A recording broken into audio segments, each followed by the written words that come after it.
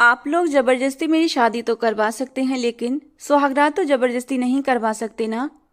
प्रशांत ने बड़े गुस्से से आलोक साहब से ये बात कही थी। आलोक जी कहर भरी नजरों से उसे देख रहे थे।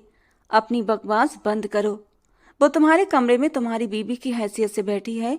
जाओ जाकर अपनी मर्दानगी दिखाओ, मर्द होने का सबूत दो। वो जोर से चिल्लाए थे।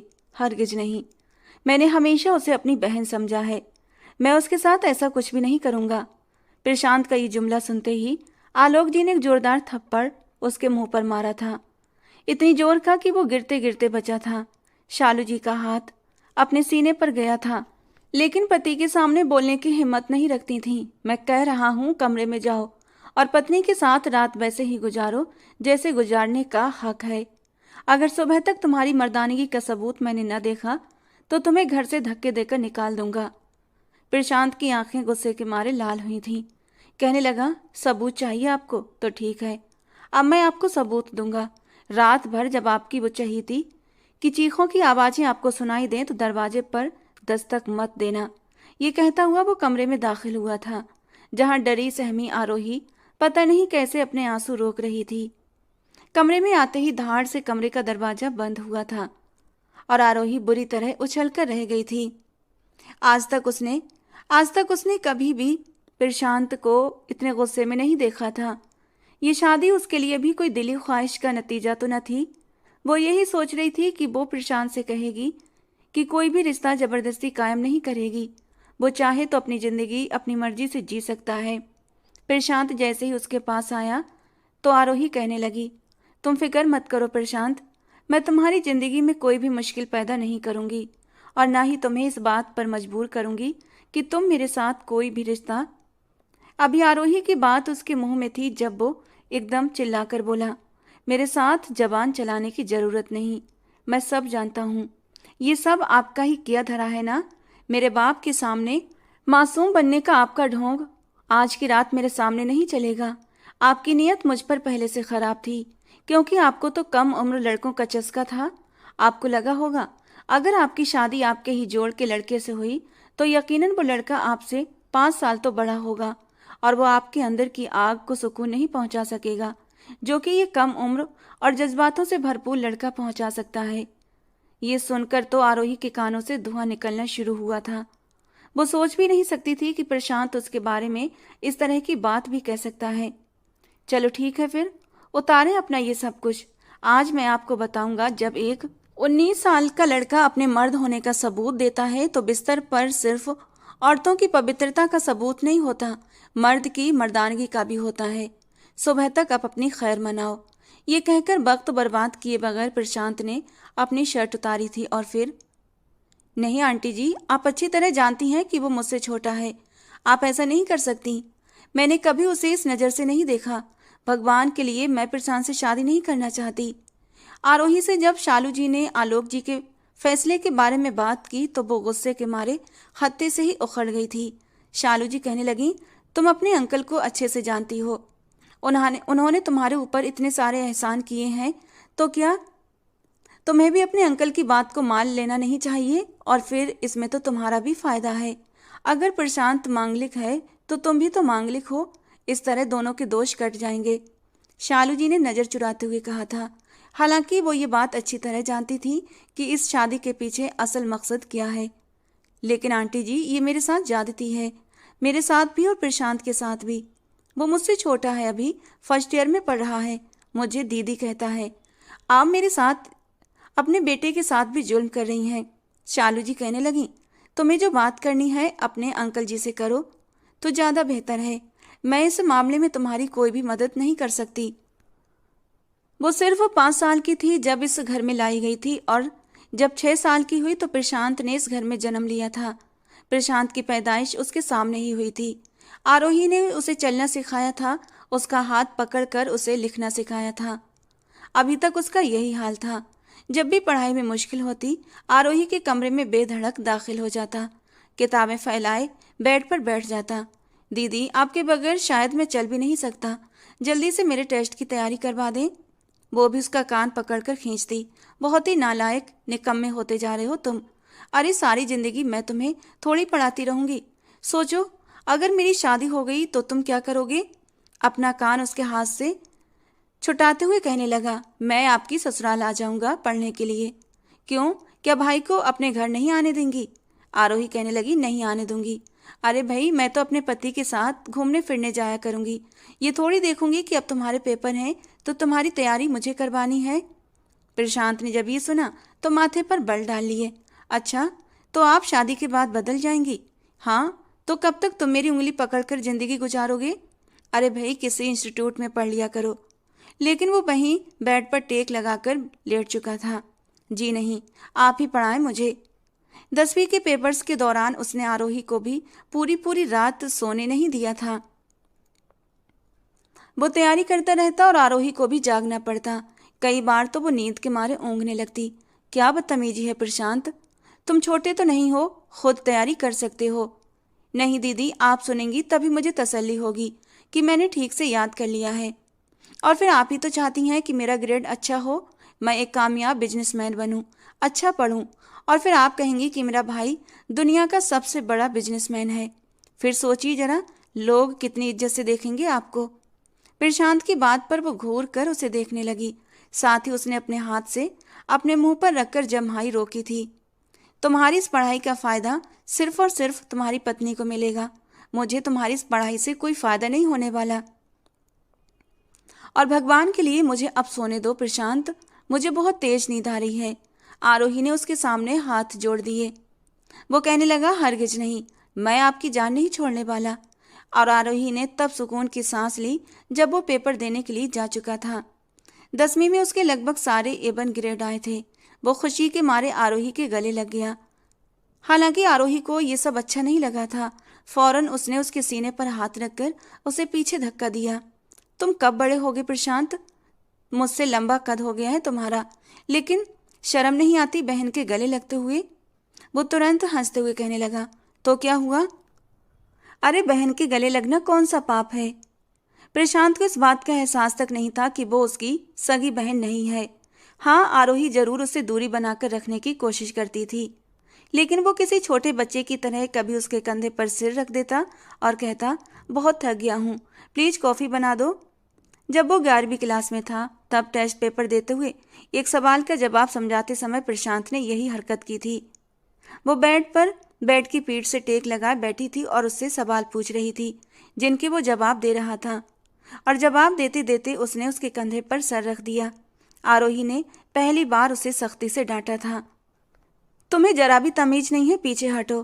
पहली बार प्रशांत को आरोही का रवैया अजीब लगा। कहने लगा, क्या हुआ, क्या मैंने कुछ गलत कर दिया?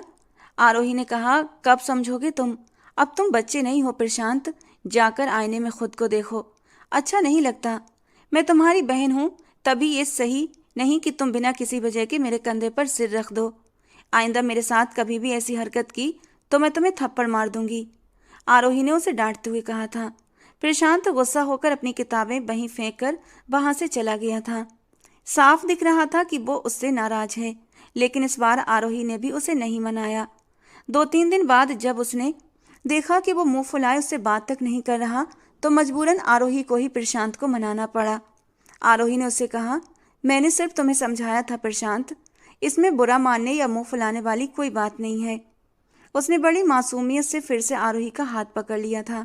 आपको पता है ना, मैं आपको अपनी बड़ी बहन मानता हूँ और दिल से मानता हूँ, इसीलिए आपका डांटना मुझे बुरा लगा। पहली बार लगा कि आप मेरी बहन नहीं बल्कि कोई पराई लड़की हैं। वक्त यूं ही गुजर रहा था। जैसे ही प्रशांत 12वीं क्लास में आया, सबसे पहले शालू जी ने झिझकते हुए आरोही को ये बता दिया कि उसके अंकल जी की उसके लिए क्या इच्छा है, वो अपने मन में क्या इच्छा रखते हैं। वो तो अपनी जगह उछल सी पड़ी थी। कहने लगी, आपने ऐसा सोच भी कैसे लिया आंटी? मैं कभी भी प्रशांत से शादी नहीं कर सकती। शालू जी ने तो ये कहकर अपना पल्ला झाड़ लिया कि तुम अपने अंकल से खुद बात कर लो। जब आरोही ने आलोक जी से बात की तो वो तुरंत बोले, तुम अभी इतनी बड़ी नहीं हो कि जिंदगी का इतना जरूरी और बड़ा फैसला खुद कर सको। तुम्हें पता है ना, तुम्हारे माँ बाप की हादसे में मौत के बाद मैंने तुम्हें अपनी बेटी की तरह पाला है, तो क्या मेरा हक नहीं कि तुम्हारी जिंदगी का फैसला मैं करूं? ये सुनकर आरोही की आंखों में मोटे मोटे आंसू आ गए। वो तो इस बात को अपने ख्यालों में भी नहीं सोच सकती थी। अंकल जी प्लीज, मैं आपसे इस बात पर कोई विरोध नहीं करती। आप मेरी शादी जिससे चाहें कर दें, लेकिन वो प्रशांत नहीं होना चाहिए। मैंने कभी उसे इस नज़र से नहीं देखा है। आलोक जी बोले, शादी से पहले सब ऐसा ही सोचते हैं, लेकिन शादी के बाद लड़के लड़की के जज्बात एक दूसरे के लिए खुद ब खुद बदल जाते हैं। मैं कोई अनोखा काम तो नहीं करने जा रहा। तुम ही बताओ कि आज तक कभी किसी लड़की की शादी उससे 10 या 15 साल छोटे नौजवान से नहीं हुई? इसमें कोई गलत बात तो नहीं? कानून में भी कहीं ये नहीं लिखा कि लड़के की उम्र ज़्यादा और लड़की की उम्र कम होनी चाहिए। मैं नहीं चाहता कि मैं तुम्हें कहीं और भेजूं। हालांकि मैं कुंडली दोष, ग्रह दोष वगैरह कुछ नहीं मानता। तुम्हारी आंटी ने मुझे बताया था कि तुम मांगलिक हो, तब भी मुझे कोई परवाह नहीं थी। लेकिन जानती हो ना, शर्मा जी की बेटी के साथ क्या हुआ था? उस पर भी मांगलिक का ठप्पा लगा हुआ था। शादी हो गई, लड़के का एक्सीडेंट हो गया और सारा दोष लड़की पर डाल दिया गया। ससुराल वालों ने इस मासूम की जान ले ली।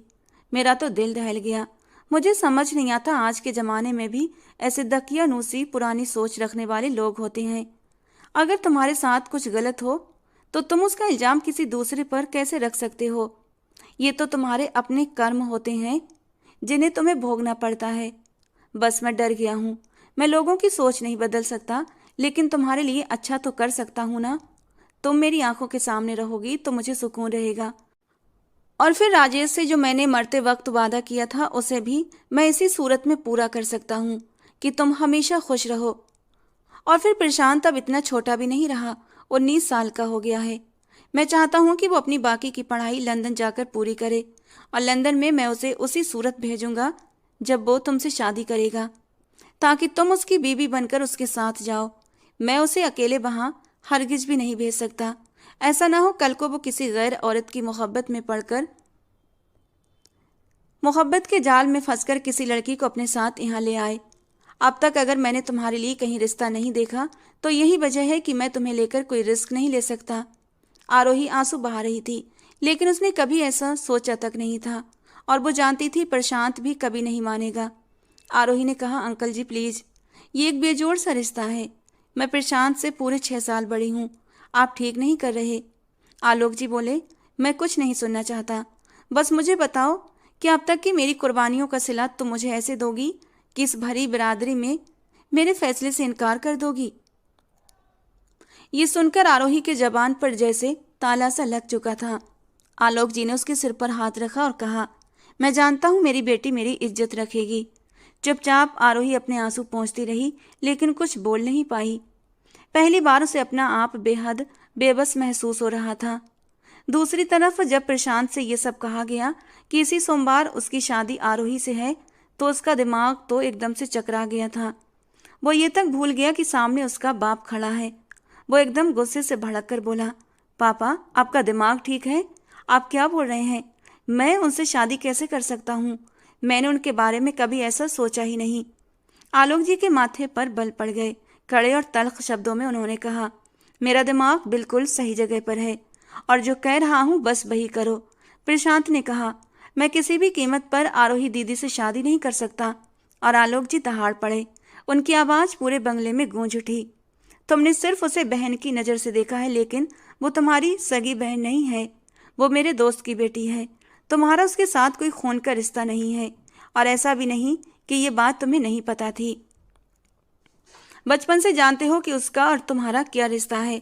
मैं तुम्हारे जज्बातों की कदर करता हूँ कि तुमने कभी अपने दिल में उसके लिए कोई गलत बात पैदा नहीं होने दी। लेकिन अब जब मैं तुम्हारी शादी कर रहा हूँ तो तुम्हें अपने जज्बात बदलने होंगे। और तुम बाहर पढ़ाई के लिए तभी जा सकोगे जब तुम आरोही से शादी करोगे। सिर्फ शादी ही नहीं करोगे, उसे निभाओगे भी। वो तुम्हारे साथ लंदन जाएगी। लंदन जाकर पढ़ना प्रशांत का सपना था और वो बहुत खुश था कि पापा ने उसे लंदन जाने की इजाज़त दे दी थी। वो अपने सारे डॉक्यूमेंट्स पूरे कर रहा था कि तभी ये धमाका उसके सर पर आकर फटा था। उसने कहा, मैं ऐसा कुछ नहीं करूँगा। लंदन भी जाऊँगा, लेकिन मैं आरोही दीदी से शादी नहीं कर सकता। आपको क्या हो गया है पापा? वो मुझसे इतनी बड़ी हैं, आप कैसे उनकी शादी मुझसे कर सकते हैं? लेकिन आलोक जी ने कुछ नहीं सुना। कहने लगे, तुमने मेरी बात नहीं मानी तो मैं तुम्हें बेदखल कर दूंगा। वो इस काबिल तो अभी था नहीं, सिर्फ इंटर पास ही तो किया था। ना उसे अच्छी नौकरी मिल सकती थी, ना ही वो अपने बलबूते पर खड़ा हो सकता था। इसीलिए मजबूरन उसे शादी के लिए रजामंदी देनी पड़ी। उसे लग रहा था कि ठीक है शादी कर लेगा, लेकिन कभी उसे अपने कमरे में नहीं रखेगा। वो अपने कमरे में रहेगी और प्रशांत अपने कमरे में। लेकिन उसके सिर पर आसमान तो तब फटा जब आलोक जी ने कहा, सिर्फ शादी नहीं करनी, शादी निभानी भी है। आरोही तुम्हारे कमरे में है, तुम्हारी बीवी की हैसियत से। जाओ और उसके साथ अपनी शादीशुदा जिंदगी की शुरुआत करो। प्रशांत को इस बात का गुस्सा था कि आरोही इस पर राजी कैसे हो गई। उसने इनकार क्यों नहीं किया। उसे लगता था अगर आरोही मना कर देती तो आलोक जी कभी जबरदस्ती नहीं करते। लेकिन वो नहीं जानता था कि आरोही पर किए गए एहसान उसे बार बार जताए गए थे और इसीलिए वो मुंह नहीं खोल सकती थी। उसे लगा कि शायद आरोही की नीयत ही ऐसी है। इसी वजह से जब वो कमरे में आया तो गुस्से से पागल हो रहा था। मैंने कहा था ना, आज तुम्हें सब समझाऊंगा कि जब एक 19 साल का लड़का अपने मर्द होने का सबूत देता है तो बिस्तर पर सिर्फ औरत की ही पवित्रता नहीं, मर्द की मर्दानगी भी परखी जाती है। सुबह तक अपनी खैर मनाओ। ये कहकर वक्त बर्बाद किए बिना प्रशांत ने अपनी शर्ट उतार दी, जबकि ये सब देखकर आरोही के होश उड़ गए थे। ये क्या बदतमीजी है प्रशांत, तुम किस अंदाज में मुझसे बात कर रहे हो? आरोही गुस्से के मारे चिल्लाई थी। तो वो भी जोर से चिल्लाया, उसी अंदाज में जिस अंदाज में मुझसे बात करने को कहा गया है। क्या समझता था मैं आपको? और आप क्या निकली? बड़ी बहन समझता था आपको, और आज मैं आपसे नफरत करता हूँ। आरोही एक पल के लिए सहम गई, लेकिन हिम्मत करके कहने लगी, तुम बेकार में ही हाइपर हो रहे हो। मैं तुमसे कह रही हूँ ना, मुझे कोई मतलब नहीं। चाहो तो अपनी जिंदगी अपनी मर्जी के हिसाब से गुजार सकते हो। बस मुझ पर यह एहसान कर दो कि अंकल आंटी के सामने कुछ मत कहना। तुम्हें विदेश जाना था ना, और ये तुम्हारे लिए बहुत अच्छा मौका है। वहाँ जाकर अपनी पढ़ाई पूरी करो, अपना करियर बनाओ और फिर जिससे चाहो शादी कर लेना। मुझे कोई भी फर्क नहीं पड़ेगा, मगर मैं तुमसे कभी भी कुछ नहीं मांगूंगी। प्रशांत बोला, और वो मेरा बाप जो कह रहा है कि उसे कल सबूत चाहिए कि हमारे बीच कुछ हुआ है या नहीं। सुबह मैं क्या सबूत दूंगा उन्हें? ये सुनकर आरोही ने नजरें चुरा ली। बात ही कुछ ऐसी थी। सोफे पर बैठकर प्रशांत ने अपना सिर पकड़ लिया। समझ नहीं आ रहा था इस मसले का हल क्या निकाले। आरोही बोली, मैं खुद आंटी जी से बात कर लूंगी। बस तुम अंकल जी के सामने यही जाहिर करना कि हम दोनों खुश हैं। मैं तुमसे वादा करती हूँ, तुम्हारी जिंदगी में कभी भी दखल देने की कोशिश नहीं करूंगी। खैर, आधी रात बीत चुकी थी, लेकिन दोनों ही अपनी अपनी जगह परेशान से थे कि एक अनचाहे बंधन में बंध चुके थे। सुबह आरोही प्रशांत के उठने से पहले ही उठ चुकी थी और तैयार भी हो चुकी थी। तैयार होने के बाद उसने प्रशांत को उठाया। प्रशांत ने बंद आंखें खोली, सामने आरोही को देखा तो फौरन उठकर बैठ गया। आरोही के कहने पर ही वो नहाकर कपड़े बदलकर तैयार हो गया था। एक जबरदस्ती की मुस्कुराहट थी जो दोनों ने अपने अपने चेहरों पर सजा रखी थी। जब दोनों कमरे से बाहर आए तो आलोक जी और शालू जी दोनों ही नाश्ते पर उनका इंतजार कर रहे थे। अपने पापा के सामने प्रशांत कह चुका था कि उसने उनका फैसला स्वीकार कर लिया है। आरोही ने भी चेहरे पर एक शर्मीली मुस्कान सजाने की भरपूर कोशिश की थी। शालू जी और आलोक जी ने जांचती हुई नजरों से उन दोनों को देखा था और फिर सुकून से नाश्ता करने लगे। कुछ दिन यूं ही आराम से गुजर गए। फिर वो दोनों लंदन जा चुके थे। वहां जाकर प्रशांत आजाद था। उसने वहां की यूनिवर्सिटी में दाखिला लिया और अपनी पढ़ाई का सिलसिला शुरू कर दिया। आरोही घर की सारी जिम्मेदारियां संभाल चुकी थी। प्रशांत तो शुरू से ही कुछ लापरवाह तबीयत का मालिक था। जब उसने देखा कि आरोही ना अपना हक मांग रही है, ना उसे कुछ कहती है, बल्कि पहले दिन से ही दोनों ने अपने लिए अलग अलग कमरे सेट कर लिए थे, इस बात पर भी आरोही को कोई ऐतराज नहीं था, तो वो बेफिक्र सा हो गया, एकदम रिलैक्स हो गया था कि अब आरोही से उसे कोई भी नुकसान नहीं हो सकता था। और फिर धीरे धीरे वो आरोही के साथ पहले जैसा होने लगा, जैसा बचपन से अब तक था। आज भी यूनिवर्सिटी से आते ही वो किचन में आया। आरोही खाना बना रही थी। चुपके से उसके पीछे खड़े होकर उसने आरोही की आंखों पर अपने हाथ रख दिए। वो बुरी तरह चौंक गई, लेकिन समझ गई थी कि प्रशांत है। ये क्या बदतमीजी है प्रशांत, कहते हुए उसने अपनी आंखों से उसके हाथ हटाए और पीछे पलट कर देखा। वो मुस्कुरा रहा था। इसमें बदतमीजी वाली कौन सी बात है? अच्छा ये बताइए क्या बना रही थी? उसने पतीले से ढक्कन हटाकर देखा। गरम गरम ढक्कन जब उसके हाथ पर लगा तो वो एकदम से सुस्त करने लगा। तुम भी ना प्रशांत, कब जाएगा तुम्हारा ये बचपना? आरोही ने उसका हाथ पकड़ लिया और जल्दी से उस पर शहद लगा दिया। हाथ की उंगलियां लाल हो चुकी थीं। प्रशांत अभी भी सी सी कर रहा था। आरोही उसकी उंगलियों पर फूंक मारने लगी। वो अभी नहाकर आई थी, इसलिए बालों पर जूड़ा बांध रखा था जो अचानक खुल गए। सिर का आंचल भी सरक चुका था। आरोही के लंबे बाल खुलकर बिखर गए थे। पहली बार प्रशांत की नज़र उसके लंबे घने बालों पर पड़ी। कुछ पल तो वो मदहोशी में उसे देखता रहा। उसका गोरा रंग, बड़ी बड़ी आंखें और रेशम जैसे बाल देखकर वो कुछ पल के लिए तो अपनी आंखें झपकना भूल गया था। उसने आज से पहले कभी इतने गौर से आरोही को नहीं देखा था। आज दिल के जज्बात पता नहीं क्यों खुद ब खुद बदलने लगे थे। फिर आरोही के चेहरे पर छाई परेशानी देखकर उसे पहली बार कुछ अजीब सा महसूस हुआ, लेकिन फौरन खुद को संभाल लिया। उसने जल्दी से अपना हाथ आरोही के हाथ से खींच लिया। वो गुस्से से उसे देखने लगी। कहने लगा, इतना भी दर्द नहीं हो रहा जितनी आप फिक्र कर रही हैं। ये कहकर वो अपने कमरे में चला गया। उसे अपने आप पर अब अफसोस होने लगा कि उसने आरोही को यूं बेखुद होकर देखा तो कैसे देखा। खैर, खुद को झड़कने के बाद वो अपनी किताबें लेकर बैठ गया। लेकिन आज आज पढ़ाई में भी उसका दिल नहीं लग रहा था। खाना खाते समय भी प्रशांत की नजरें बार बार आरोही की तरफ उठ रही थीं। जिस बिल्डिंग में आरोही और प्रशांत का फ्लैट था, उसके सामने एक और फ्लैट था जिसमें एक हिंदुस्तानी लड़का रहता था। उसका नाम रियांश मेहरा था। वो काम के सिलसिले में वहां पर रहता था। एक बार वॉक करके जब वो ऊपर आया, ठीक उसी वक्त प्रशांत अपनी यूनिवर्सिटी जा रहा था और आरोही बार बार उसे नसीहतें दे रही थी। प्रशांत, बाजार की कोई भी चीज़ मत खाना। कैंटीन का खाना तुम्हें बिल्कुल भी डाइजेस्ट नहीं होता। देखो, मैं तुम्हारे लिए सब कुछ बनाती हूँ, इसलिए खाना घर आकर ही खाना। और हाँ, अपना टेस्ट ठीक ठीक से याद किया था ना? पता है ना सेमेस्टर के पेपर कितने करीब हैं। पहली बार रियांश की नज़र उस खूबसूरत वजूद पर पड़ी।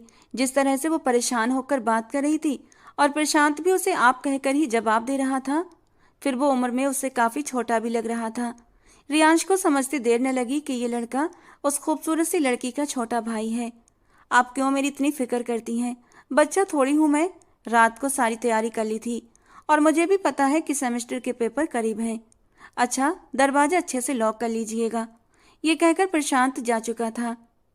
इससे पहले कि आरोही दरवाजा बंद करती, रियांश ने उसकी तरफ एक हल्की सी मुस्कान उछाली थी और हाथ हिलाकर उससे हेलो किया। पहले तो आरोही थोड़ा सा हिचकिचाई थी। रियांश बोला, मैं सामने वाले फ्लैट में ही रहता हूँ। आप दोनों की हिंदी सुनकर दिल को तसल्ली हुई कि चलो कोई हिंदुस्तानी यहाँ पर मौजूद है। परदेश में अगर कोई अपने देश का मिल जाए तो अपना अपना सा लगता है। अगर आपको किसी भी चीज़ की ज़रूरत हो तो मुझे कहिएगा, मुझे अच्छा लगेगा। रियांश ने बेझिझक बात आगे बढ़ाई, लेकिन आरोही ने बस छोटा सा जवाब दिया, जी क्यों नहीं। अगर मुझे किसी भी चीज़ की ज़रूरत हुई तो मैं आपसे कह दूंगी। आपका बहुत बहुत धन्यवाद। ये कहकर आरोही ने दरवाज़ा बंद कर लिया। उसे कुकिंग का बहुत शौक था, इसीलिए उसने सोचा कि पड़ोस में भी खाना दे देना चाहिए। उस वक्त आरोही ये नहीं जानती थी कि रियांश अकेला रहता है। उसे लगा हो सकता है उसकी बीवी बच्चे हों। अच्छा है अगर किसी हिंदुस्तानी औरत से दोस्ती हो जाए तो उसका भी दिल लगा रहेगा। आज उसने प्रशांत की पसंद की वेज बिरयानी बनाई थी, साथ में मैंगो जेली भी। प्रशांत खाना खाने के बाद ये कहकर निकल गया कि यूनिवर्सिटी के कुछ दोस्तों के साथ कंबाइंड स्टडी करनी है, इसीलिए वो रात को 10 बजे आएगा। आप खाने पर मेरा इंतजार मत कीजिएगा। ये कहकर वो चला गया था। पूरा दिन आरोही को बस प्रशांत का इंतजार रहता था। वो होता था तो बातों में उसका दिल भी लग जाता था, वरना घर में अकेले अकेले उसे घबराहट होने लगती थी। अब वो जा चुका था। शाम की चाय बनाते हुए उसे एहसास हुआ कि बिरयानी ज़्यादा बन गई है, तो क्यों ना पड़ोसी को भी दे दी जाए। उसने एक प्लेट में बिरयानी भरी और दरवाज़ा खोलकर सामने रियांश के फ्लैट के पास पहुंच गई। डोरबेल बजाते ही रियांश की आवाज़ आई, कौन है? मैं आपकी पड़ोसी, आरोही ने कहा। दरवाज़ा खुला तो रियांश ट्राउजर और शर्ट में था। वो अभी अभी ऑफिस से लौटकर फ्रेश हुआ था और किचन में खाना बनाने ही जा रहा था। सामने आरोही को देखकर उसके चेहरे पर एक मुस्कान आ गई। अरे आप आइए, अंदर आइए। कहते हुए उसने फौरन उसे रास्ता दिया था। आरोही डरते डरते अंदर दाखिल हुई थी क्योंकि अंदर लॉन्च बिल्कुल खाली था। उसे कोई औरत नजर नहीं आई थी, इसीलिए वो लॉन्च में ही दरवाजे के पास खड़ी हो गई। रियांश बोला, अरे वहां क्यों रुक गई, अंदर आइए ना, चाय पियेंगी? आरोही ने झिझकते हुए पूछा, वो आपके घर में कोई औरत नहीं है क्या? आप अकेले रहते हैं? दिल में आया पहला सवाल उसके मुंह से निकल गया। रियांश धीरे से मुस्कुराया, जी, मैं यहाँ अकेला ही होता हूँ। मेरी फैमिली हिंदुस्तान में है, दिल्ली में। वो कुछ नर्वस हो गई। अच्छा, मुझे लगा शायद आप मैरिड हैं, आपकी वाइफ और आपकी फैमिली आपके साथ रहती होगी। मैंने सोचा था कि आपकी वाइफ से दोस्ती कर लूंगी तो मेरा भी वक्त अच्छा गुजर जाएगा। उसने बिरयानी रियांश के हाथ में थमाते हुए कहा। रियांश कहने लगा, नहीं, मैं मैरिड नहीं हूँ। बस ज़्यादातर हिंदुस्तानी लड़कों की एक ही तो इच्छा होती है, पहले अच्छा करियर बना लें, बैंक बैलेंस इकट्ठा कर लें, फिर शादी करेंगे। रियांश काफ़ी बातूनी टाइप का लग रहा था। बिरयानी देखकर बोला, ये मेरी फेवरेट है। आपको पता है मैं पिछले 2 साल से जॉब कर रहा हूँ और हिंदुस्तानी खाने को बहुत मिस करता हूँ। ये बिरयानी तो मेरी सबसे पसंदीदा है। आज ही सोच रहा था काश मुझे बिरयानी बनानी आती तो मैं खुद बनाकर खाता। आपका बहुत बहुत धन्यवाद। आज तो मेरा बिल्कुल भी खाना बनाने का मूड नहीं हो रहा था। आरोही कहने लगी, आप खाना भी खुद बनाते हैं?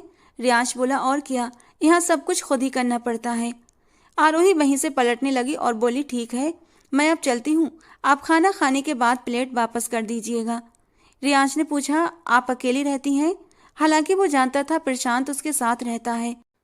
आरोही ने नाम में सिर हिलाकर कहा, नहीं, मैं अकेली नहीं रहती, प्रशांत रहता है ना मेरे साथ। रियांश तुरंत बोला, ओ अच्छा अच्छा, वही जो यूनिवर्सिटी जाता है? आरोही कहने लगी, जी हाँ, आज अपने दोस्तों के साथ कंबाइंड स्टडी के लिए गया है। मैं बोर हो रही थी इसीलिए सोचा कि अगर आपकी वाइफ होती तो उनसे कुछ बातें कर लेती। रियांश धीरे से मुस्कुराया, बातें तो आप मेरे साथ भी कर सकती हैं, और आप चाहें तो मैं चाय बहुत अच्छी बनाता हूँ, मिलकर चाय पी लेते हैं। आरोही को ये ठीक नहीं लगा। अरे नहीं नहीं, ऐसी भी अब कोई बात नहीं, वैसे भी मुझे किताबों से बहुत शौक है, मैं बहुत शौक से किताबें पढ़ती हूँ, तो वही पढ़ लूँगी, मेरा दिल लग जाएगा। ये सुनकर रियांश बोला, ओहो, आपको भी मेरी तरह किताबें पढ़ने का शौक है? अब मुझे बताइए, आपको किस तरह की किताबें पसंद हैं? मेरे पास तो किताबों का ढेर सारा स्टॉक है, जनरल नॉलेज की किताबें, धार्मिक किताबें, स्टोरी बुक्स, नॉवेल्स। आपको पता है, मैंने अपने घर में एक छोटी सी लाइब्रेरी भी बना रखी है। ये सुनकर तो आरोही की आंखें खुशी से चमक उठी थीं। किताबें पढ़ने का उसे बहुत शौक था। अच्छा, सच में? उसे यकीन नहीं आया। रियांश ने बिरयानी की प्लेट सामने गोल मेज पर रखी और कहा, आइए मैं आपको दिखाता हूँ। सामने एक छोटा सा कमरा था जिसे रियांश ने खोल दिया। अंदर सच में लाइब्रेरी जैसा माहौल था। चारों तरफ सेल्फ बनी थी जिन पर अलग अलग तरह की किताबें सजी हुई थीं। एक रॉकिंग चेयर भी थी जिस पर बैठकर रियांश किताबें पढ़ता था। यूं ही आरोही और रियांश की बातों का सिलसिला शुरू हो चुका था। दूसरी तरफ प्रशांत की क्लास फेलो अवनी, जो एक हिंदुस्तानी घराने से ताल्लुक रखती थी, प्रशांत में दिलचस्पी लेने लगी थी, लेकिन प्रशांत उसे ज्यादा मुंह नहीं लगाता था। कभी वो उससे नोट्स मांगने के बहाने उसके पास आ जाती तो कभी कहती कि ये लेक्चर उसे ठीक से समझ नहीं आया। प्रशांत उसके साथ बस औपचारिक सा व्यवहार ही रखता था, क्योंकि अब उसकी दिलचस्पी धीरे धीरे आरोही में बढ़ने लगी थी। अपनी पसंद का खाना वो आरोही से कह कहकर बनवाता था, उसके साथ ज़्यादा से ज़्यादा वक्त बिताता। उसे अच्छा लगता था उसके साथ वक्त बिताना, उसके आसपास रहना, उसकी बातें सुनना। जब वो हंसती और उसके गालों में डिम्पल पड़ते तो प्रशांत के दिल में एक अजीब सा एहसास जाग उठता कि वो उन डिम्पल्स को छूकर देखे, लेकिन फिर वो खुद को रोक लेता था। उसे आरोही की डांट का डर लगता था, क्योंकि ऐसी हरकत करने पर आरोही उसे कई बार डांट चुकी थी। आज भी जब वो यूनिवर्सिटी से घर आया तो खाना तैयार था। आरोही रियांश से लाई हुई किताब पढ़ रही थी। खाना खाने और नहाने के बाद वो फिर उसी किताब में डूब गई थी।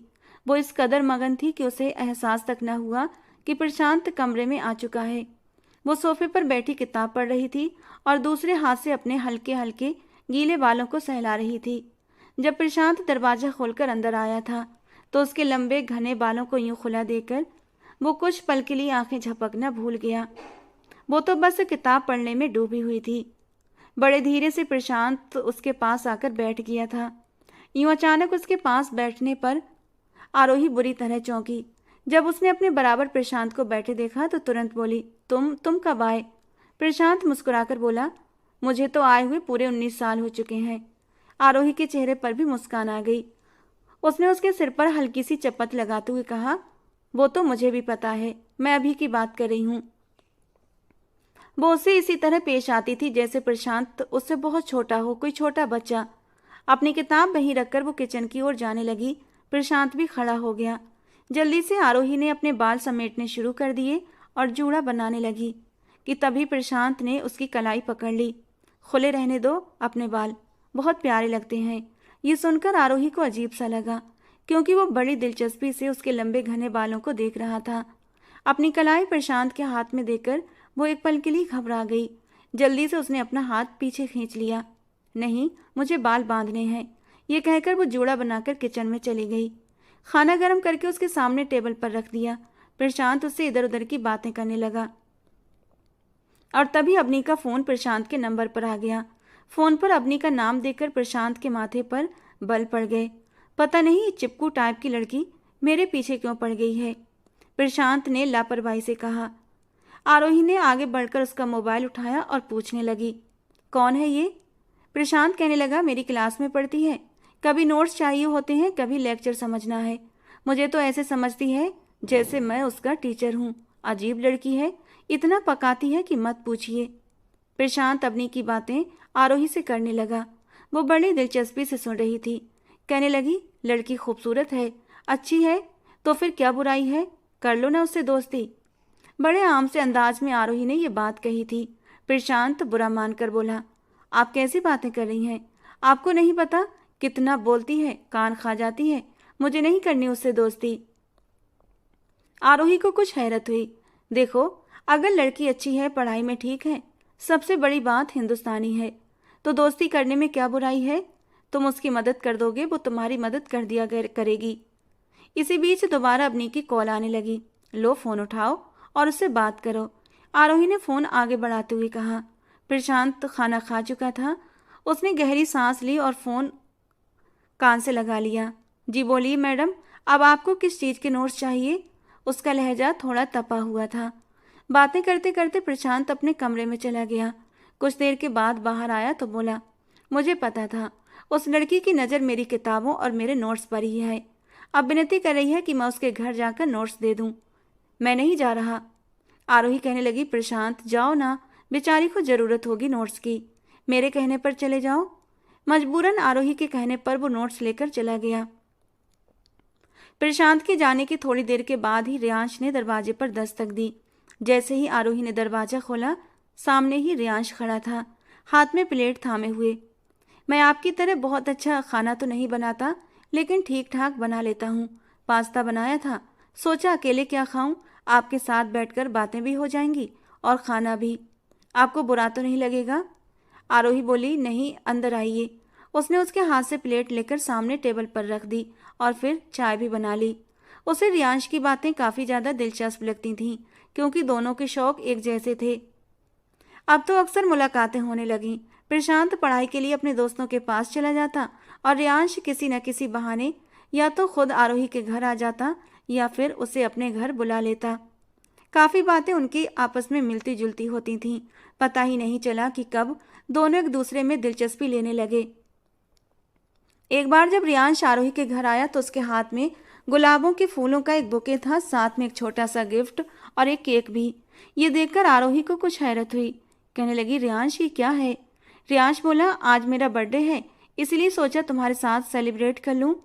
उसने गिफ्ट का पैकेट आरोही को पकड़ा दिया। वह हैरान नज़रों से उसे देख रही थी। सामने टेबल पर जाकर उसने केक लगाया, फ्लावर बुके रखे और साथ में पड़े शॉपर में से चिप्स और बाकी चीज़ें निकाल कर बड़े आराम से किचन से प्लेट लाया और सब चीज़ें टेबल पर सजा दी। आरोही अब भी दरवाजे के पास ही खड़ी थी। रियांश बोला, अब वहाँ क्यों खड़ी हो, इधर आओ। पता नहीं क्यों, लेकिन आरोही को उसका अंदाज अजीब सा लगा। पहली बार उसने आपसे तुम कहा था। यूँ बात कर रहा था जैसे दोनों के बीच न जाने कितनी गहरी दोस्ती हो। अब तक आरोही ने उससे सिर्फ किताबों के बारे में ही बात की थी, लेकिन यूँ उसका केक लेकर आ जाना उसे कुछ अजीब सा लगा। धीरे धीरे कदम बढ़ाते हुए वो टेबल तक पहुंची। रियांश बोला, जब मैं केक काटूं तो तुम हैप्पी बर्थडे कहना और फिर ये गिफ्ट मुझे दे देना। आरोही उसकी बात पर एकदम से हंस पड़ी। ये तो आप खुद लेकर आए हैं। अब क्या करें, आपको मेरा ख्याल ही नहीं रहता कि मेरे लिए एक तोहफा खरीद लें, इसलिए मुझे खुद ही खरीदना पड़ा। आरोही शर्मिंदा हो गई। मुझे नहीं पता था कि आपका बर्थडे है, वरना मैं कुछ खरीद लेती। रियांश बोला, पिछले 3 दिन से बहाने बहाने से आपको बता रहा था कि 3 दिन के बाद मेरा बर्थडे है। शायद आपने ध्यान ही नहीं दिया। शायद मैं आपके लिए कोई ख़ास अहमियत नहीं रखता जितनी तुम मेरे लिए ख़ास हो, इसीलिए तो तुम्हारे साथ सेलिब्रेट करने आया हूँ। रियांश का अंदाज उसे कुछ और ही बता रहा था। उसने केक काटकर अपने हाथ से आरोही की तरफ बढ़ाया। ना चाहते हुए भी उसे केक खाना पड़ा। कुछ देर बातें करने के बाद आरोही ने चाय बनाई और रियांश के सामने टेबल पर कप रख दिया। चाय पीते पीते रियांश ने बात शुरू की। आरोही, मुझे तुमसे बहुत ज़रूरी बात करनी है। चाय का आखिरी सिप लेकर उसने कप टेबल पर रखते हुए कहा। जी कहिए, क्या कहना चाहते हैं? आरोही का वही संयमित अंदाज था। रियांश बोला, आरोही, तुम मुझे अच्छी लगती हो, बहुत ज़्यादा अच्छी। मैं तुम्हें चाहने लगा हूँ। ये सुनते ही आरोही चाय का घूंट नहीं ले पाई और कप सामने टेबल पर रख दिया। वो नजरें चुराने लगी, क्योंकि कहीं ना कहीं रियांश उसे भी अच्छा लगने लगा था। क्या मैं तुम्हारी फैमिली से बात कर सकता हूँ? मैं तुमसे शादी करना चाहता हूँ। शायद कोई और मौका होता तो आरोही इनकार न करती, क्योंकि रियांश में वो हर खूबी थी जो वो अपने लाइफ पार्टनर में देखना चाहती थी। लेकिन आरोही फौरन खड़ी हो गई। मैं आपसे शादी नहीं कर सकती। आप यहाँ से जा सकते हैं और प्लीज़ दोबारा यहाँ मत आइएगा। अपने आप को कंट्रोल करते हुए उसने ये बात कही थी और रियांश का तो जैसे रंग उड़ गया, क्योंकि अपनी पसंदगी वो आरोही की आंखों में देख चुका था। फिर इस रिश्ते से इनकार क्यों? उसे पूरी उम्मीद थी कि आरोही कभी शादी से इनकार नहीं करेगी। रियांश खड़ा हो चुका था। चलते चलते वो आरोही के बिल्कुल सामने आकर खड़ा हो गया। क्यों आरोही, क्या मुझ में कोई बुराई है? रियांश की आवाज़ में नमी घुल गई। आरोही उससे नजरें चुराने लगी। नहीं रियांश, आप में कोई बुराई नहीं, लेकिन मैं फिर भी आपसे शादी नहीं कर सकती। क्यों नहीं कर सकती? मैं तुमसे बहुत मोहब्बत करता हूँ, तुम्हें बहुत खुश रखूँगा। प्लीज़ इनकार मत करो। रियांश की आंखों में आंसू झिलमिलाने लगे। आप क्यों नहीं समझते? आप क्यों नहीं समझते? मैं आपसे शादी नहीं कर सकती। अपनी आंखों की नमी छुपाने की कोशिश करते हुए आरोही बोली। क्यों नहीं कर सकती? मुझे वजह भी तो बताओ। तुम मुझे इतनी बड़ी सजा क्यों दे रही हो? तुम नहीं जानती आरोही, मैं तुम्हारी मोहब्बत में किस कदर आगे बढ़ चुका हूँ। आरोही तुरंत बोली, इसलिए कि मैं शादीशुदा हूँ। और ये सुनकर रियांश के होश उड़ गए। व्हाट, ऐसा कैसे हो सकता है? आरोही ने कहा, क्यों नहीं हो सकता? प्रशांत मेरा पति है। ये सुनते ही रियांश की आंखों में हैरानी और गहराने लगी। क्या वो छोटा सा लड़का, वो तुम्हारा भाई नहीं था? वो तो हमेशा तुम्हें आप कहकर बात करता है। तुम भी उसे छोटे बच्चों की तरह बात करती हो और देखने में भी वो तुमसे काफ़ी छोटा लगता है। वो तुमसे बड़ा नहीं लगता। आरोही ने कहा, वो मुझसे छोटा ही नहीं बल्कि मुझसे 6 साल छोटा है। लेकिन कुछ ऐसी मजबूरी थी कि हम दोनों की शादी हो गई। हम दोनों ही जबरदस्ती के रिश्ते में बंधे हुए हैं। सारी जिंदगी वो मुझे बहन समझता रहा और मैं उसे अपना छोटा भाई। लेकिन अंकल जी के एहसान का बोझ मेरे सिर पर रखकर मेरी जबरदस्ती शादी प्रशांत से करा दी गई। हमारे बीच ऐसा कोई रिश्ता नहीं है। वो आज भी मेरी बहुत इज्जत करता है। मेरी तरफ से उसे इजाज़त है कि वो शादी कर सकता है, लेकिन मुझे उसी के नाम पर बैठना पड़ेगा। हमारे यहाँ औरत को अपनी मर्जी से शादी करने की इजाज़त नहीं होती, बड़े फैसले करते हैं, और जो हो चुका है। रियांश बोला, ये क्या जुल्म है? न तुम इस रिश्ते के लिए राजी हो न प्रशांत। फिर क्यों जबरदस्ती इस रिश्ते में बंधे हुए हो? एक साथ रहकर भी तुम लोग अलग अलग हो। न वो तुम्हारे बारे में ऐसा सोचता है न तुम उसके बारे में। तो फिर वो शादी कर लेगा तो तुम्हारा क्या होगा? क्या तुम उसके नाम पर बैठी रहोगी? ये तो जुल्म है, तुम्हारे साथ भी और मेरे साथ भी। तुम्हें भी जीने का हक है। जब वो भी इस रिश्ते को निभाना नहीं चाहता तो फिर इस रिश्ते को ख़त्म हो जाना चाहिए। मैं तुम्हें नहीं छोड़ सकता। तुम्हारी मोहब्बत में बहुत आगे निकल चुका हूँ। कहो तो मैं प्रशांत से बात कर लेता हूँ। मुझे नहीं लगता उसे ऐतराज़ होगा। आरोही जल्दी से बोली, नहीं नहीं, मैं खुद मौका देकर बात करूँगी, लेकिन प्लीज़ आप बात मत करना। रियांश की आंखों में उम्मीद की किरण जगमगा उठी। वो मुस्कुराया। मुझे खुशी हुई ये जानकर कि तुम भी मुझसे मोहब्बत करती हो। आरोही को जब अपने कहे हुए शब्दों का एहसास हो चुका था, वो जल्दी से नजरें चुरा गई, लेकिन रियांश उसे एक अजीब सी मुश्किल में डाल चुका था। उसे भी रियांश अच्छा लगने लगा था। वो वैसा ही था जैसा वो चाहती थी। फिर उसने कभी भी प्रशांत के बारे में इस अंदाज से सोचा ही नहीं था। शाम को जब प्रशांत आया तो किताबें एक तरफ रखकर सोफे पर बैठ गया। मैं तो परेशान हो गया हूँ, इतनी मुश्किल पढ़ाई है, थक गया हूँ। प्लीज आरोही, एक कप चाय बनाकर दे दो। आरोही ने चाय बनाई, प्रशांत के सामने टेबल पर रख दी और खुद भी थोड़े फासले पर बैठ गई। प्रशांत चाय का घूंट लेने लगा। जादू है तुम्हारे हाथ में, तुम्हारी चाय का एक ही कप सारी थकान उतार देता है। आरोही हिम्मत करते हुए बोली। तुम्हारी अपनी अब कैसी है? प्रशांत चिढ़कर बोला। मेरी नहीं है, और ठीक ही होगी। उसका अंदाज काफी लापरवाह था। आरोही ने कहा, तुम मुझे अवनी से नहीं मिलवाओगे? आरोही चाहती थी कि प्रशांत अपनी क्लास फेलो अवनी में दिलचस्पी लेने लगे, ताकि वो भी अपनी जिंदगी में आगे बढ़ जाए और वो खुद भी इस अनचाहे रिश्ते से आज़ाद हो सके।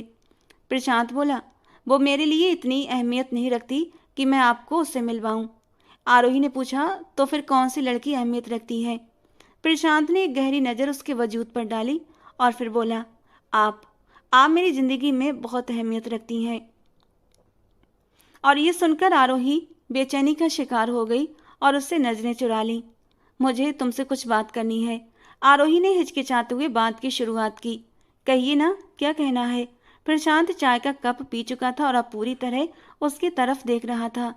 प्रशांत, तुम जानते हो ना कि तुम शादी के लिए तैयार नहीं थे और ना मैं, और ये वो रिश्ता है जिसमें मुझे और तुम्हें जबरदस्ती बांध दिया गया था। ये सब जबरदस्ती था, इसीलिए मैं चाहती हूँ कि। कहते कहते आरोही के गले में कई गांठें पड़ चुकी थीं। समझ में नहीं आ रहा था कि वो बात किस तरह पूरी करे। प्रशांत उसे ही देख रहा था। कहने लगा, मैं कुछ सालों में पढ़ाई पूरी करने के बाद अच्छी जॉब शुरू कर दूंगा। आपके सारे खर्चे मैं खुद उठाना चाहता हूँ, पापा से पैसे नहीं मांगूंगा। और फिर अगली बात कहते हुए वो थोड़ा सा हिचकिचाया था। आरोही उसकी आगे की बात का मतलब समझकर बेचैन हुई थी। मैं जानती हूँ, पढ़ाई पूरी करने और जॉब करने के बाद तुम शादी करना चाहोगे, और तुम्हें करनी भी चाहिए।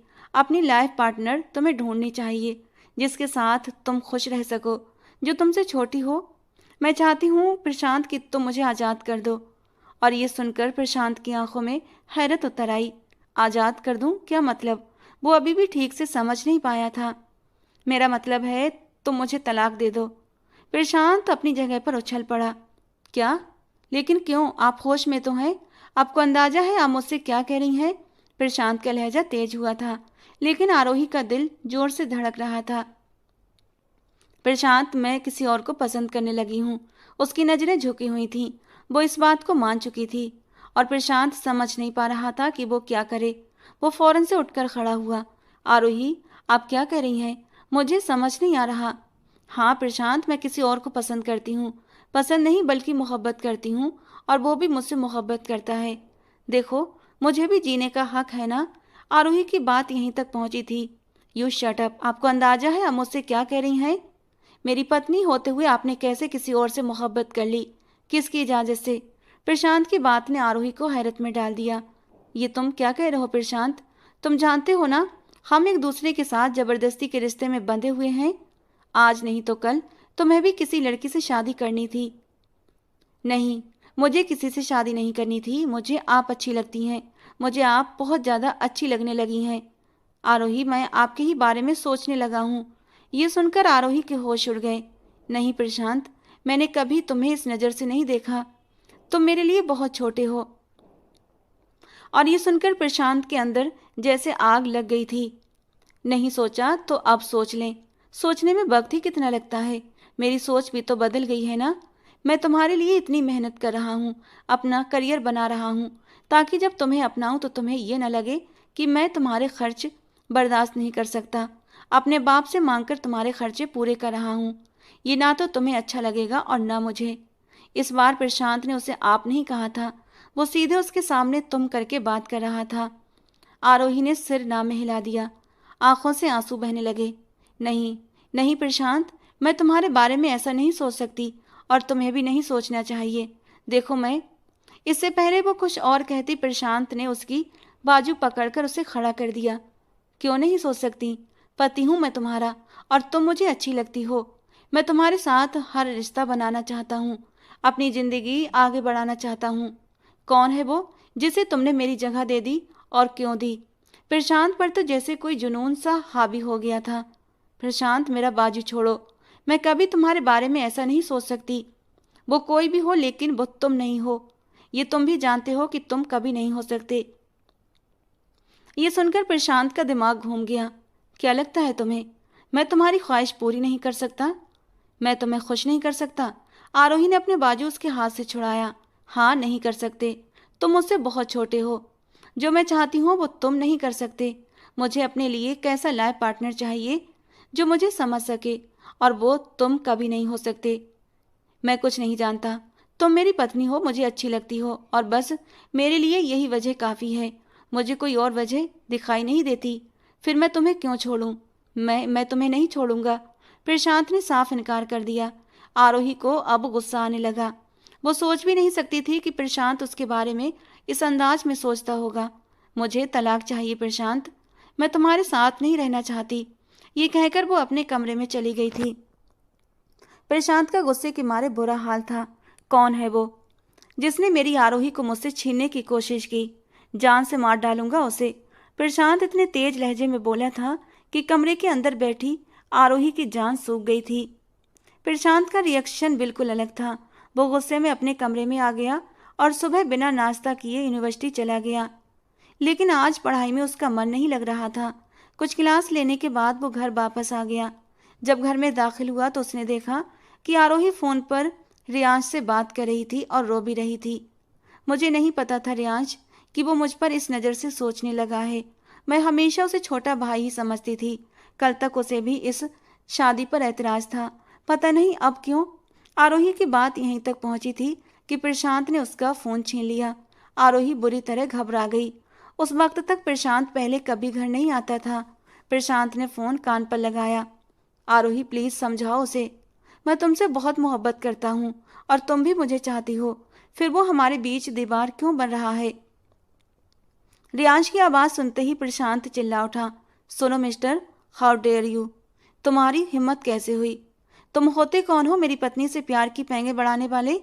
अगर दोबारा आरोही का नाम लिया तो जान से मार दूंगा। ये कहकर प्रशांत ने फ़ोन बंद कर दिया।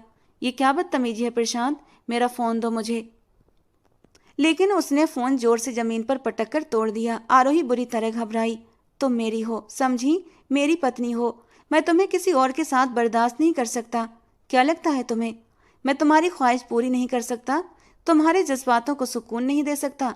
तुमसे छोटा हूँ, इसीलिए तुम्हें ये गलतफहमी हो गई है ना? तो तुम्हें गलत लगता है। मैं तुमसे छोटा जरूर हूँ, लेकिन इतना छोटा नहीं कि अपनी पत्नी को सेटिस्फाई न कर सकूँ, तुम्हारी ख्वाहिश को पूरा न कर सकूँ। उसकी आंखों में एक अलग ही चमक उभर रही थी। आरोही एक पल के लिए डर गई थी। प्रशांत, तुम गलत समझ रहे हो। बात तो ख्वाहिश की नहीं है। मैंने तुम्हें कभी इस नज़र से नहीं देखा। प्रशांत के कदम अपनी तरफ बढ़ते देखकर वो डरने लगी थी। आज के बाद बस मेरे बारे में सोचोगी, मुझे ही देखोगी। मेरे अलावा तुम्हें कोई नज़र नहीं आएगा, क्योंकि आज मैं अपने प्यार की मोहर तुम्हारे वजूद पर लगा दूंगा। ये कहते हुए वो आरोही के बिल्कुल करीब आ चुका था। नहीं नहीं प्रशांत, प्लीज। आरोही दीवार से जा लगी। प्रशांत उसके बिल्कुल करीब आ चुका था। वो उसके लंबे चौड़े वजूद के आगे छोटी नाजुक सी गुड़िया लग रही थी। उसने उसके बालों की क्लिप निकाल कर फेंक दी और पल भर में उसे बाजुओं से खींचकर अपने सीने से लगा लिया। प्रशांत के सीने से लगी आरोही कसमसा रही थी। छोड़े मुझे। तुम समझती क्यों नहीं हो? वो बेबसी से बोली। उफ, तुम्हारे ये बाल मुझे पागल कर देते हैं। प्रशांत उसे मजबूती से सीने से लगाए हुए कहने लगा। उसका एक हाथ उसके बालों में उलझ चुका था। प्रशांत के मुंह से इस तरह की बातें सुनकर वो गुस्से से तड़प उठी। प्रशांत, छोड़ो मुझे। शर्म नहीं आती तुम्हें? हाँ, नहीं आती शर्म। और कैसी शर्म? क्यों करूं मैं तुमसे शर्म? पति हूं मैं तुम्हारा और तुम मेरी पत्नी। तुमने मेरे अलावा किसी और के बारे में सोचा भी कैसे? उस वक्त वो जज्बातों की राहों में बहकने लगा था। वो आरोही की गर्दन पर झुक चुका था और वहां अपने होंठ रख दिए। प्रशांत, प्लीज। आरोही बेबसी से रोने लगी। नहीं, आज तुम्हारी एक नहीं सुनूंगा। इससे पहले कि वो उसके होंठों पर झुकता, बाहर की डोरबेल बज उठी। प्रशांत प्लीज छोड़ो मुझे, समझने की कोशिश करो। प्रशांत अभी भी उसे अपने भीतर समेटे हुए था कि दोबारा डोरबेल बजी। आरोही ने प्रशांत के सीने पर हाथ रखकर उसे पीछे धकेला और कमरे से बाहर निकल गई। जब उसने दरवाजा खोला तो सामने एक खूबसूरत सी 18 साल की लड़की खड़ी थी। जी कौन? आरोही पहले ही बदहवास थी। जी मैं अबनी हूँ। प्रशांत है? असल में मुझे उससे कुछ काम था। आरोही ने उसे अंदर आने दिया। तभी प्रशांत अपने कमरे से बाहर निकला। सामने अबनी को देखकर उसके माथे पर बल पड़ गए। अबनी ने हाय हेलो की, लेकिन प्रशांत ने उसकी किसी भी बात का जवाब देना जरूरी नहीं समझा और बड़े ही ठंडे और रूखे अंदाज में बोला, हाँ बोलो, क्या काम है? क्यों आई हो यहाँ? प्रशांत काफी गुस्से में भरा पड़ा था। मुझे कुछ नोट चाहिए थे, अबनी ने कहा। आरोही ने उसे अंदर बुला लिया था। अबनी उसके बिखरे हुए हुलिये और उलझे बाल देखकर कुछ उलझन में थी। वो प्रशांत को पसंद करती थी और समझती थी कि प्रशांत अपनी बहन के साथ रहता है। अब आरोही के फैले हुए काजल और उलझे हुए बाल देखकर वो कुछ परेशान हुई थी। ऊपर से प्रशांत का गुस्सा भी चरम पर पहुंचा हुआ था। मैं तुम्हारा नौकर नहीं हूं कि तुम्हें नोट्स बना बना कर दूं। मैं तुमसे बात नहीं करना चाहता, तुमसे दूर दूर रहता हूं, फिर भी तुम क्यों आती हो यहाँ? यूनिवर्सिटी में हर वक्त मेरे आगे पीछे घूमती हो क्यों? प्रशांत तो जैसे गुस्से से फट पड़ा था। आरोही ने अबनी की आंखों में नमी भरते हुए देखा तो फौरन बोली, अबनी तुम इधर आओ, मेरे पास आकर बैठो।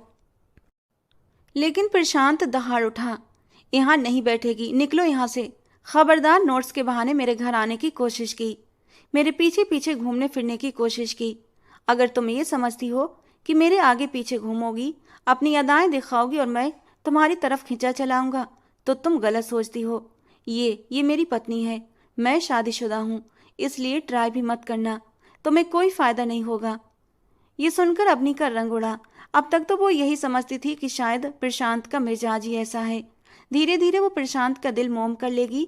लेकिन आज जो हकीकत उस पर खुली थी, वो रोते हुए वहां से जा चुकी थी। आरोही को प्रशांत पर गुस्सा आया। चाहते क्या हो तुम? क्यों तुमने उस लड़की का दिल तोड़ा? क्यों जबरदस्ती कर रहे हो मेरे साथ? प्रशांत, रिश्ते जबरदस्ती से नहीं निपटे। जो गलती अंकल जी ने की वो मत दोहराओ। आरोही ने उसके सामने हाथ जोड़े थे, आंसू बह रहे थे। अंकल जी ने अब तक किए हुए सारे एहसान मुझ पर जताकर मुझसे कुर्बानी मांगी। हालांकि ना मेरे दिल में तुम कल थे ना आज हो। मैं मजबूर हो गई थी, लेकिन इतना पता था कि तुम मेरा साथ दोगे। मैंने कभी तुम्हें इस नज़र से देखा ही नहीं और ना तुमने मुझे। मैं बहुत खुश थी कि तुम एक अच्छी सोच के मालिक हो, लेकिन मुझे नहीं पता था कि तुम भी वैसे ही निकलोगे। मैं सच कह रही हूँ प्रशांत, मैं तुम्हारे साथ कभी भी उतनी खुश नहीं रह सकती जितनी रियांश के साथ रह सकती हूँ। ये वक्ती जज्बात हैं जिसके बहाव में तुम अंधे हो गए हो। अबनी अबनी तुमसे मोहब्बत करती है, तुम्हें बहुत खुश रखेगी। भगवान के लिए मुझे भी इस अनचाहे रिश्ते से आज़ाद कर दो और जज्बात में आकर कोई गलत फैसला मत करो। मैं तुम्हें कभी वो खुशी नहीं दे सकती जो अबनी दे सकती है। आरोही सिसकियों के साथ रो रही थी। कुछ देर के बाद दरवाजे पर दस्तक हुई। इस बार रियांश आया था। प्रशांत चुपचाप बड़े गौर से उसे देख रहा था।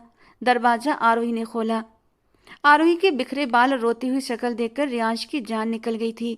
आरोही, क्या हुआ तुम्हें? सामने प्रशांत को गुस्से में देखकर वो ठिठक गया। आरोही अभी भी रो रही थी। जैसे ही रियांश ने उसके आंसू साफ करने की कोशिश की, प्रशांत तेज कदमों से आगे बढ़ा और रियांश का हाथ पकड़कर पीछे झटक दिया। डोंट टच माई वाइफ, हाथ लगाया तो हाथ तोड़कर रख दूंगा। प्रशांत के इस रवैये को देखकर रियांश 2 कदम पीछे हट गया। मैं जानता हूँ ये रिश्ता आरोही की मर्जी से नहीं हुआ और ना ही कल तक तुम भी इसके लिए राजी थे।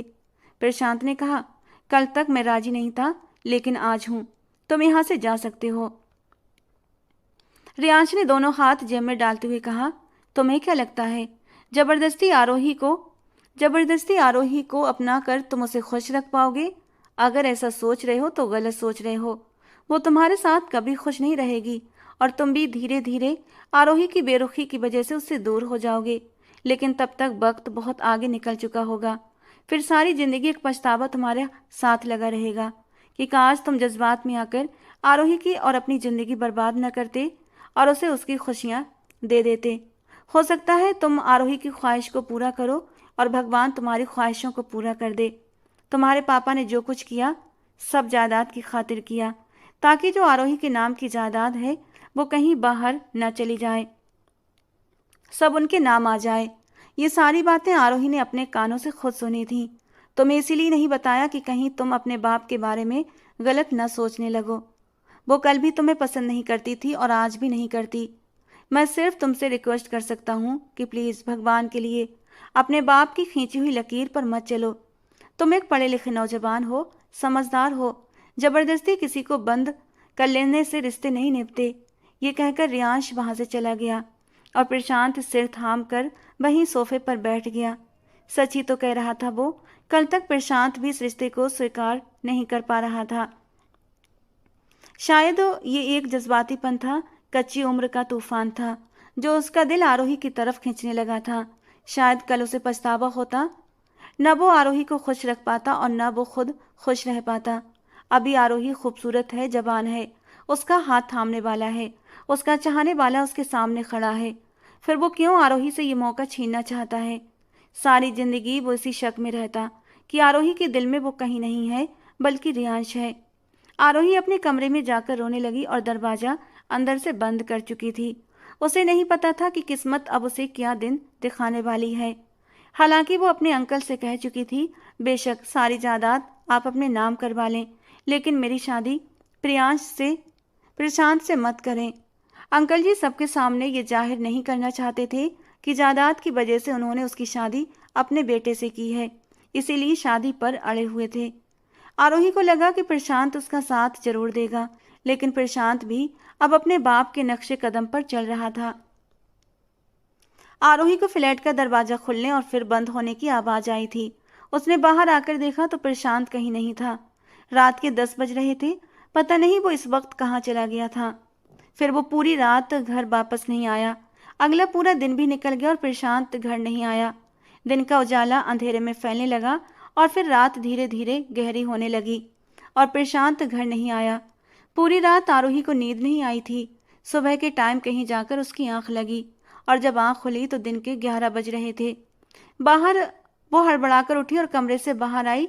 सामने का मंजर देखकर आरोही के दिल में एक सुकून उतरा था, क्योंकि प्रशांत सोफे पर ही बैठा हुआ था। आरोही को देखकर कहने लगा, मैंने फैसला कर लिया है, ये लो तुम्हारी आज़ादी। प्रशांत के चेहरे पर रात भर जागने की थकावट थी, आंखें लाल थीं। ये तलाक के पेपर हैं। मैंने अपनी पूरी मर्जी से ये तलाक के पेपर बनवाए हैं। यानी वो रात को और पूरा दिन इसलिए घर से बाहर था ताकि तलाक के पेपर बनवा ले। आरोही हैरान हो गई। कांपते हाथों से आरोही ने भी उन पेपरों पर साइन कर दिए। प्रशांत फ्लैट से बाहर चला गया ये कहकर कि अब मैं कुछ महीने हॉस्टल में गुजारना चाहता हूँ, कुछ वक्त अबनी के साथ गुजारना चाहता हूँ। उसके फैसले पर आरोही दिल से मुस्कुराई थी और इस तरह 2 महीने प्रशांत ने हॉस्टल में गुजारे। प्रशांत ने अबनी को सब कुछ बता दिया और अबनी, जो कि प्रशांत की मोहब्बत में पूरी तरह डूब चुकी थी, उसकी आंखों में खुशी के आंसू भर आए थे और बेखुद होकर प्रशांत के सीने से लिपट गई। अबनी का सर थपकते हुए प्रशांत ने बस ये कहा था कि मुझे नहीं पता शादी के बाद मैं तुमसे मोहब्बत करूंगा या नहीं, लेकिन हाँ, तुम्हारे साथ कभी कोई नाइंसाफी नहीं करूंगा। कोशिश करूंगा मेरे दिल में सिर्फ तुम रहो। 3 महीने के बाद 3 महीने के बाद रियांश ने आरोही से शादी कर ली और प्रशांत ने अबनी के साथ। शादी की रात रियांश बेहद खुश था और आरोही भी। रियांश के नरम स्पर्श में वो बेखुद होती, उसकी बाहों में पिघलती जा रही थी। मर्द का स्पर्श क्या होता है और उस स्पर्श की बेखुदी क्या होती है, आरोही ने अब रियांश की बाहों में आकर ये बात महसूस की थी। वो उसके नरम कांपते लबों को अपने होठों में लेते हुए एक हाथ से उसके नरम वजूद को महसूस करता उस रात उस पर अपना पूरा हक जता चुका था। तो वहीं दूसरी तरफ अबनी और प्रशांत की शादी की पहली रात सोनी सोनी गुजर चुकी थी, क्योंकि प्रशांत ने अबनी से शादी तो कर ली थी, लेकिन अभी तक उसे दिल में जगह नहीं दे पाया था। उसने उसका हाथ थामते हुए बेहद नरम अंदाज में कहा था, अबनी, मैं उस दिन तुम्हारे करीब आऊँगा जब मुझे लगेगा कि मेरे दिल में तुम्हारी मोहब्बत बसने लगी है। मैं तुम्हारे साथ नाइंसाफ़ी नहीं कर सकता। जब दिल में आरोही है और रिश्ता तुम्हारे साथ बना लूँ। अबनी ने कुछ नहीं कहा था, कपड़े बदलकर चुपचाप सो गई थी और प्रशांत सोफे पर सो गया। शुरू शुरू में प्रशांत का रवैया अवनी के साथ अच्छा नहीं था। वो बहुत जल्दी गुस्सा हो जाता, कहता था, तुम आरोही की तरह खाना नहीं बनाती हो, तुम्हारे हाथ में वो स्वाद नहीं है, तुम आरोही जैसी नहीं लगती हो, तुम आरोही जैसी बातें नहीं करती हो, तुम आरोही की तरह नहीं हंसती हो, तुम्हारे बाल आरोही जैसे नहीं हैं। ये बातें सुनकर अपनी अंदर ही अंदर तड़प जाती थी, लेकिन उसने हिम्मत नहीं हारी। वो जानती थी इश्क करने की खता तो उसने खुद की थी। प्रशांत ने उससे इश्क नहीं किया था तो वो उसको कसूरवार कैसे ठहरा सकती थी। लेकिन धीरे धीरे अवनी ने सब कुछ प्रशांत की खातिर सीख लिया था, उसके रंग में अपने आप को रंग लिया था। अवनी के त्याग और प्यार ने प्रशांत के दिल में उसके लिए नरमी पैदा कर दी। और एक दिन जब प्रशांत रात को देर तक घर नहीं आया, अवनी बेचैन हो गई थी। और जब 3 बजे वो घर आया तो अवनी तड़प कर उसके सीने से लगकर बुरी तरह रोई थी। और ये एहसास ऐसा था कि प्रशांत के अंग अंग में सरूर बनकर दौड़ा था। वो काफ़ी देर तक उसे तसल्ली देता रहा और फिर उसके हाथों की हरकत उसके वजूद पर बढ़ने लगी। गर्म सांसें अवनी के वजूद को पिघलाने लगीं। वो बड़ी नरमी से उसे समेटता हुआ बेड पर लेकर आया था। उसके कान में सरगोशी की, मैंने कहा था ना अवनी, जब मुझे लगेगा तुम्हारी मोहब्बत मेरे दिल में पनपने लगी है तो उसी दिन मैं तुम्हारे करीब आऊँगा। आज तुम्हारा स्पर्श मेरे दिल को एक नए अंदाज में धड़काने लगा है, इसीलिए मैं तुमसे अपने रिश्ते की शुरुआत करना चाहता हूँ। अवनी की आंखों से खुशी के मारे आंसू निकले थे। अवनी ये तो जानती थी कि उसकी पहली मोहब्बत आरोही थी। जैसा इश्क वो प्रशांत से करती थी, प्रशांत उससे वैसा इश्क कभी नहीं कर पाएगा। लेकिन कम से कम उसने पहल तो की थी और अवनी के लिए यही बहुत था। शादी के 1 साल बाद जब वो माँ बनी तब उसके दिल से आरोही की मोहब्बत भी खत्म हो चुकी थी। अब सिर्फ अवनी और उसका बेटा उसके दिल में था। दूसरी तरफ आरोही को भगवान ने एक प्यारी सी बेटी दी थी और वो रियांश के साथ बेहद खुश थी। हिंदुस्तान में किसी को कुछ नहीं पता था। जब 3 साल के बाद प्रशांत अपने परिवार के साथ हिंदुस्तान आया तो उसके पापा ने एक बहुत बड़ा हंगामा खड़ा कर दिया। तब उसने अपने बाप से कहा कि आपने दौलत की खातिर आरोही की जिंदगी बर्बाद करनी चाहिए। लेकिन उसके पापा आलोक जी कहने लगे, तुम पागल हो गए हो, सारी जायदाद अपने हाथ से निकाल दी और तुम्हारी गैरत क्या मर गई है? अगर दूसरी शादी करते तो शौक से करते, लेकिन आरोही तुम्हारे नाम पर बैठी रहती। तुमने जो किया वो बहुत गलत किया। प्रशांत कहने लगा, उसका क्या कसूर था जो मैं उसे अपने नाम पर बिठा कर रखता? उसका भी जीने और खुश रहने का पूरा हक है और इसीलिए मैंने वही किया जो मुझे करना चाहिए था। कुछ महीने तो आलोक जी प्रशांत से नाराज रहे, लेकिन फिर पोते को देकर उनका दिल भी बदल गया। आरोही अपने घर में खुश थी और प्रशांत अपने घर में अपनी फैमिली के साथ खुश था। जबरदस्ती के रिश्ते कभी भी कामयाब नहीं होते। इस बारे में आपकी क्या राय है? कमेंट बॉक्स में अपनी राय जरूर देना दोस्तों। आज की हमारी ये कहानी कैसी लगी जरूर बताना। पसंद आई हो तो प्लीज़ लाइक करना। ऐसी ही और कहानियों के लिए हमारे चैनल से जुड़े रहें। मिलते हैं दोस्तों अगली किसी नई और रोमांटिक सी कहानी के साथ।